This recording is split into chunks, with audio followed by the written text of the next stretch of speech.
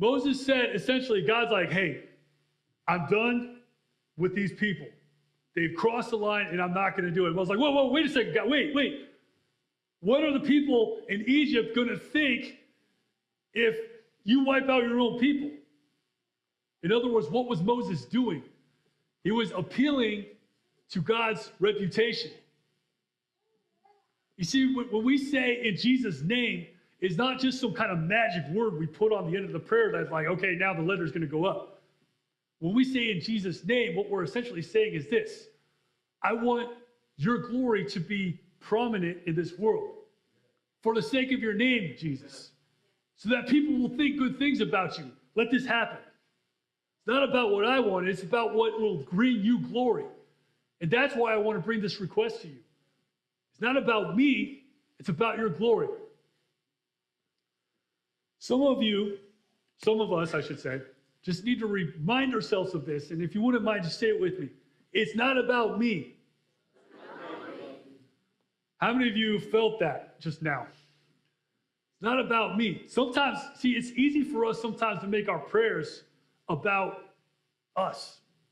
What we want, what we need. It's not about me.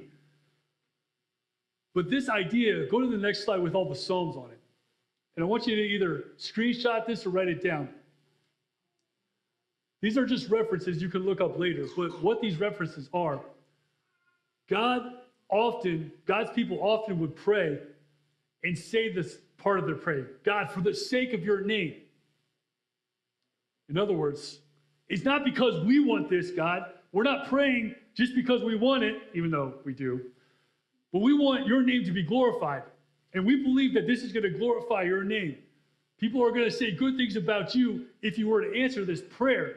So will you please do it? Not for our sake, but for your name's sake.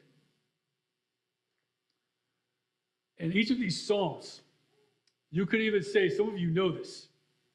Psalm 23, he leads me in the paths of righteousness. Don't miss that. Yes, he takes care of his children. Yes, he's the good shepherd. But why does he do it? So that he can get glory from his sheep and from all who see how good of a shepherd, of how good of a father he is. His priority is his name and his reputation.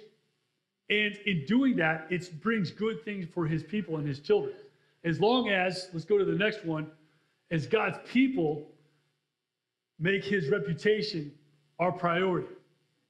And friends, I believe it's time for the church to make God's reputation our priority number one. It's time to make our priority his priority.